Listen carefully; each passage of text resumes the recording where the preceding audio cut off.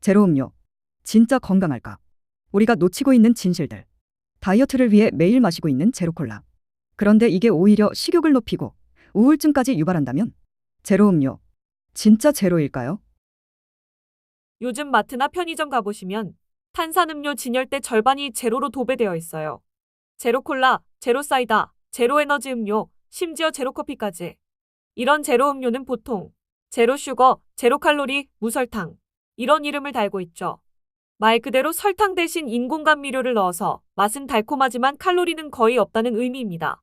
소비자들 입장에선 맛도 있고 살도 안 찌고 혈당도 안 오르네 싶어서 다이어터들의 필수템처럼 받아들여졌죠. 게다가 광고도 자극적이에요. 다이어트를 방해하지 않는 유일한 탄산. 그래서 국내 음료 시장에서도 제로 음료 비중이 전체의 25% 넘게 차지할 정도로 빠르게 커지고 있습니다. 그런데 최근 들어 이런 제로 음료에 대한 경고가 쏟아지고 있어요. 설탕을 빼는 대신 넣은 인공감미료 때문입니다. 대표적인 인공감미료가 아스파탐, 수크랄로스, 에리스리톨 같은 것들인데요. 일부는 WHO에서 발암 가능 물질로 분류하기도 했고, 장 건강이나 정신 건강에도 부작용이 있을 수 있다는 연구들이 계속 나오고 있어요.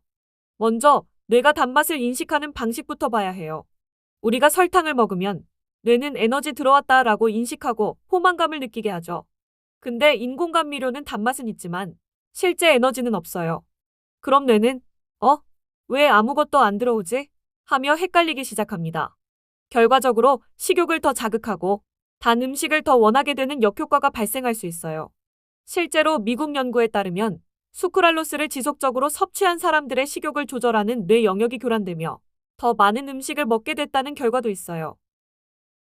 또 하나 주목할 점은 장내 미생물 균형입니다. 장 건강이 우리 면역력은 물론이고 정신 건강에도 직결된다는 거 요즘 많이 알려졌죠. 그런데 인공감미료를 많이 먹으면 장내 유익균이 줄어들고 염증성 미생물 비율이 늘어날 수 있다는 연구 결과들이 속속 나오고 있어요. 더 놀라운 건 제로 음료를 꾸준히 마신 사람들에게서 우울감, 불안감 같은 정신건강 이상 반응이 높게 나타났다는 사실이에요. 채널A에서도 관련 보도를 하면서 많은 사람들에게 충격을 줬죠. 제로니까 당뇨 걱정 안 해도 된다. 과연 그럴까요? 스웨덴의 한 연구팀은 생쥐에게 아스파탐을 사람 기준 하루 3캔 수준으로 먹인 결과 혈당 급상승, 염증 증가, 동맥경화가 발생했다고 발표했어요.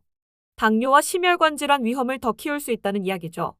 또 최근 중국에서 진행된 45만 명 대상 연구에선 주당 2리터 이상의 제로 음료를 마신 사람이 심방세동 위험이 20%나 높다는 결과도 발표됐습니다. 미국 심장학회도 해당 연구에 주목했을 정도예요. 사람들이 제로 음료를 더 위험하게 소비하는 이유 중 하나는 바로 이거예요. 어차피 제로니까 많이 마셔도 괜찮겠지? 라는 심리. 예를 들어 점심때 제로 콜라 한 캔, 오후엔 제로 커피, 운동 끝나고 제로 에너지 드링크. 이렇게 무심코 하루에 3캔, 4캔씩 마시는 경우가 많은데요. 하지만 인공감미료는 일정량 이상 섭취했을 때 우리 몸에 축적되거나 장기적으로 영향을 줄 수 있다는 점 기억해야 해요. 2024년 한국소비자원에서도 제로음료 14개 제품을 조사했는데요. 대부분은 감미료 함량이 기준치를 넘진 않았어요. 하지만 일부 제품은 주의 표시가 부족하거나 아스파탐의 명확한 표기가 없기도 했습니다. 결론은 법적으로는 안전할 수 있지만 과도한 소비는 위험하다는 거죠. 그렇다면 제로음료 완전히 끊어야 할까요? 꼭 그렇지는 않아요. 적절하게 가끔씩 즐긴다면 큰 문제가 되지 않아요. 다만 다음과 같은 점만 기억하세요. 하루 한 캔 이하, 주 3에서 4회 이내로 줄이기. 물을 기본 음료로 삼고 제로 음료는 간헐적으로. 식사 중간보다는 식후나 운동 후 가볍게 한 모금 정도만. 그리고 성분표를 확인하세요. 아스파탐, 수크랄로스, 알룰로스 등 어떤 감미료인지 확인하기. 장이 약한 분이나 우울 증세 있는 분은 특히 조심하기. 최근엔 알룰로스 같은 자연 유래 감미료가 주목받고 있어요. 단맛도 나고 칼로리는 거의 없고 인슐린 반응도 적게 유발한다고 알려졌죠. 하지만 아직까지 장기 복용에 대한 데이터가 부족하고 과하게 먹으면 설사, 복부 팽만 같은 증상을 유발할 수 있으니 주의해야 해요. 제로 음료는 분명 설탕 음료보다 나은 점도 있어요. 하지만 무조건 좋다는 착각은 위험할 수 있습니다. 우리가 자주 마시는 그 한 캔이 우리 몸의 대사, 장, 뇌, 심장에 어떤 영향을 주고 있는지를 한 번쯤 생각해 볼 때입니다.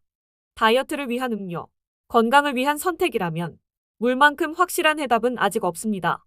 오늘 영상이 도움이 되셨다면 구독과 좋아요, 알림 설정까지 부탁드려요. 다음 영상에서 더 유익한 이야기로 찾아올게요. 감사합니다.